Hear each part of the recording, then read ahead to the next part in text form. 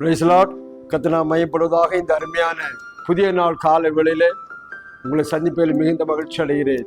தினம் ஒரு லோகோஸ் வார்த்தை மூலமாக உங்களை சந்திப்பதிலே உங்களோடு கர்த்தருடைய வார்த்தையை பேசுவதில் மிக சந்தோஷம் அடைகிறேன். இந்த நாளிலும் உங்களுக்கு ஒரு வார்த்தையை சொல்லி நான் செபிக்க விரும்புகிறேன்.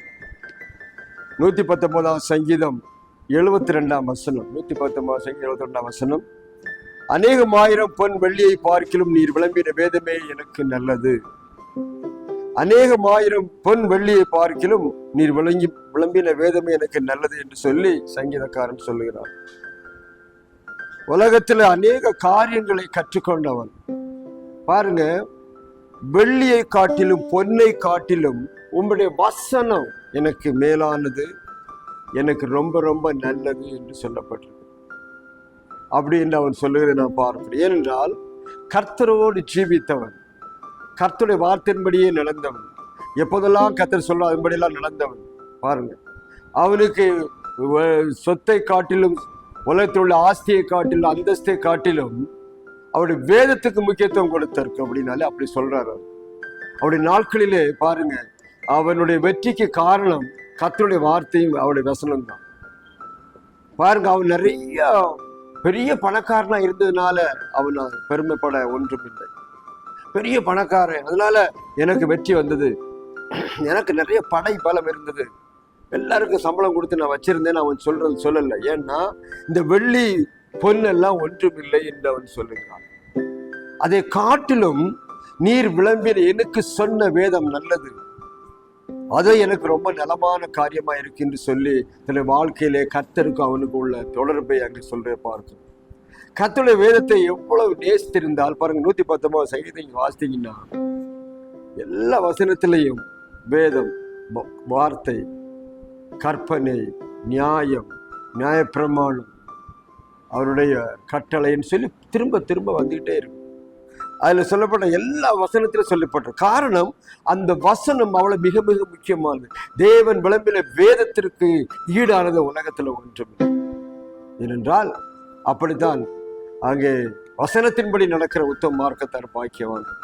ஏன் சொல்ல காரணம் என்னன்னா, அவனுக்கு உபத்திரவங்கள்ல இருந்து அந்த வேதம் அவனை பாதுகாத்தது, பிரமாணம் அவனை காத்து கொண்டது. அவனுக்கு உபத்திரவம், கஷ்டத்துல அவன் கஷ்டப்பட்டு நல்லதுன்னு சொல்றான், அதனால நான் காத்து கொண்டேன். பிரச்சனை வரும்போது பாருங்க, கஷ்டங்கள் வரும்போது, வேதனைகள் வரும்போது நான் நம்புகிறது உங்களுடைய வார்த்தையை தான். வெள்ளி பொண்ணுன்னு நம்ப மாட்டேன். நிறைய பணம் இருந்தாலும் அதை பண்ணிடுவேன், இதை பண்ணிடுவேன் சொல்லி அநேக மக்கள் நம்பலாம். ஆனா நான் அப்படி நம்ப மாட்டேன். ஆண்டவரே உங்களுடைய வேதம் எனக்கு நலம் என்று சொன்னான். இன்றைக்கும் அருமையான தேவனுடைய பிள்ளைகளே, இந்த கால வேளையிலே நமக்கு எது இருந்தால் நலம் என்று சொல்லி நினைக்கிறோம். சற்று யோசனை பண்ணி பாருங்க. பணம் இல்லாதவனுக்கு பணம் இருந்தால் நல்லா இருக்குன்னு நினைப்பான், படிக்காதவனுக்கு படிப்பு இருந்தால் நல்லா இருக்குன்னு நினைப்பான், நல்ல வேலை இல்லாதவனுக்கு நல்ல வேலை இருந்தால் நல்லா இருக்குன்னு நினைப்பான், எந்த சொத்து இல்லாதவனுக்கு நல்ல சொத்து கிடைச்சா நல்லா இருக்குன்னு நினைப்பான், விவசாயிகள் மழை இருந்தால் தண்ணி இருந்தால் நல்லா இருக்குன்னு நினைப்பான். ஆனால் இங்கே சொல்லப்பட்ட வார்த்தை விளம்பின வேதம் இருக்கின்றது. உலகத்துல அவர்களுக்கு சொல்லி கேட்ட அந்தந்த காரியங்கள் நல்லது என்று நினைத்தாலும் கர்த்தருடைய வேதத்திற்கு ஈடானது ஒன்றும். அவருடைய வசனம் அதை அனுப்பி அவர் சுகமாக்குகிறார். அவருடைய வசனத்தை அனுப்பி அவர் ஜனங்களை ரட்சிக்கிறார். அவருடைய வசனத்தை அனுப்பி அவர் உருவாக்குகிறார். ஒரு வார்த்தை சொன்ன போது பாருங்க, வசனம் சொன்னா வார்த்தையினாலே உலகத்தை உருவாக்கியது. வார்த்தையினால் இன்றைக்கும் அருமையான தேவனுடைய பிள்ளைகளே, என்னுடைய வார்த்தை வல்லமை உள்ளது. அந்த வார்த்தையை பற்றி சொல்லப்படுது, வேதம் எனக்கு நலம், வேதம் எனக்கு நலமா இருக்கிறது. உலகத்துல எதுவுமே நலமானது இல்லை. நிறைய சொத்து வச்சிருக்கிறதால நலமா இருக்கிறேன் யாரும் சொல்ல முடியாது. கர்த்தர் உங்களுக்கு நலமான காரியம். பாருங்க, ஒன்றுமே இல்லை, அன்றன்றைக்கு வேலை செய்து சாப்பிட்டு கொண்டிருக்கிற அநேக பிள்ளைகள் கர்த்தருக்காக வைராக்கியமா இருக்கிறார்கள். அது எனக்கு போதும் ஆண்டவர் என்று சொல்றாங்க. வெள்ளி பொண்ணு எனக்கு வேண்டான்னு சொல்றாங்க. ஏன்னா வெள்ளி பொண்ணு வச்சிருக்கவங்க எல்லாம் துக்கத்திலும் துன்பத்திலும் தான் இருக்கிறார். அதனாலதான் எனக்கு அதை காட்டிலும் நீர் சொல்ற வார்த்தை எனக்கு முக்கியம் என்று சொல்லி அவன் சொல்றான். இந்த நாட்களில் அருமையானே, நமக்கு எது முக்கியமாய் காணப்படுகிறது வாழ்க்கையில், எது முக்கியமாய் இருக்கிறது? கர்த்தருடைய வார்த்தை இருந்தா எல்லாம் வரும். தேவன் நம்மோடு இருந்தா எல்லாம் வரும் என்று சொல்லப்பட்டிருக்கு. பாருங்க, அப்போ நீ வெள்ளியை பார்க்கிலும் நீர் விளம்பின வேதம் எனக்கு நல்லது. அந்த வேதத்தை பற்றி பிடிச்சு கொள்ளு. கர்த்தருடைய வார்த்தை அதை வச்சு ஜெபம் பண்ணு. ஆண்டவரே, நீ இப்படி சொல்லியிருக்கிறீரே, உன் வாசனை இப்படி சொல்லுகிறதே, நான் உன்னை ஆசீர்வதிப்பேன்னு சொல்றே, உனக்கு உலகத்தை முடிவு உன்னோடு இருப்பேன்னு சொன்னீரே. அந்த வசனத்தை வச்சு நீங்க ஜெபிக்க உங்க வாழ்க்கை மாறிக்கொண்டு. தேவனுடைய வசனம் தான் மிக முக்கியம். இன்னைக்கு நம்ம இதெல்லாமோ யோசனை பண்ணிட்டு இருக்கோம்.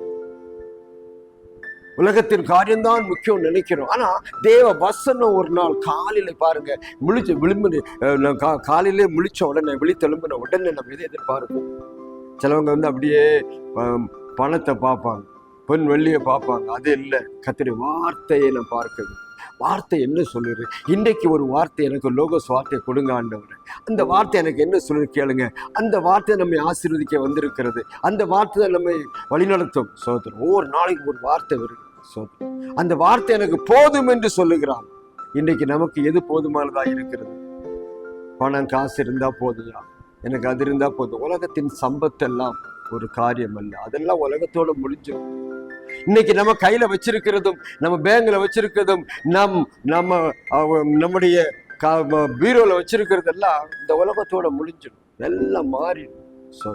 கர்த்தருடைய வார்த்தையோ வசனம் சொல்லுது, இந்த வானமும் புவி ஒளிந்து போன வார்த்தைகளோ அந்த அதில் ஒரு புள்ளியாகிலும் ஒரு கமவாகிலும் ஒளிந்து போவதில்லை என்று சொல்லப்படும் வார்த்தை. அதனால தான் சொல்லும் போது சொல்றான், அநேகமாயிரம் பொன் வெள்ளியை பார்க்கிலும் நீர் விளம்பின வேதமே எனக்கு நல்லது. இந்த காலை வேளையில என்ன சொல்ல விரும்புறீங்க? ஒப்பு கொடுப்பீங்களா?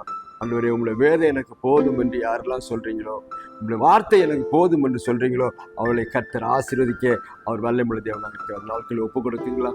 நான் உங்களுக்காக ஜெபிக்க விரும்புகிறேன். பரலோகத்தின் பிதாவே, இயேசுவின் நாமத்தினாலே வருகிறோம் ஆண்டவரே. இந்த உலகத்தை எல்லாவற்றையும் காட்டிலும், பொன் வெள்ளியை காட்டிலும் நீர் விளம்பின வேதமே எனக்கு நலம் என்று சொன்ன ஆண்டவரே, சங்கீதக்காரனை போல ஆண்டவரே எங்களை மாற்றுங்கப்பா.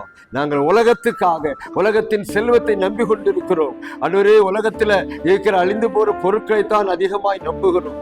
அழியாதது என்று நாங்கள் நம்புகிறோம். ஆனால் நம்முடைய வசனம்தான் அழியாது, அதுதான் மாற அறிந்து கொள்ள உதவி செய்யும். வசனத்தை கேட்கிற பார்க்கிற ஒவ்வொருவரையும் இந்த காலை வேளையிலே பிதா குமாரன் பரிசுத்தாவின் நாமத்தினாலே ஆசீர்வதிக்கிறோம். அவள் பிரச்சனைகள் கண்ணீர்கள் மாறுபடி செபிக்கிறோம். ஆண்டவரே, பணம் இல்லையே, கஷ்டமா இருக்கிறது, பிரச்சனையோடு இருக்கிறேனே என்று சொல்லிக் கொண்டிருக்கிற யாரா இருந்தாலும் இந்த காலையில சந்திக்கப்படும்படி செபி பாதுகாத்துக்கொள்ளும். இந்த வசனத்தை அனுப்பி, ஒரு லோகோஸ் வார்த்தை அனுப்பி அவளை ஆசீர்வதி, அவளை தேற்றும் கிருபை கொள்ளும். இயேசு நாம் ஜெபிக்கிறோம் பிதா. கர்த்தர் உங்களை ஆசீர்வதிப்பாராக. இந்த நாளிலும் கூட பெரிய காரியங்களை செய்கிற ஆண்டவர் உங்களோடு இருப்பாராக. தினம் ஒரு லோகோஸ் வார்த்தை பாருங்கள், அநேகருக்கு ஆசீர்வாதம் ஒப்பு கொடுங்க. அது மாத்திரமில்லை, இன்னும் ஒரு லோகோஸ் வார்த்தை சந்திக்க வரையிலும் கர்த்தர் நம்ம எல்லாரும் ஆசீர்வதிப்பாராக.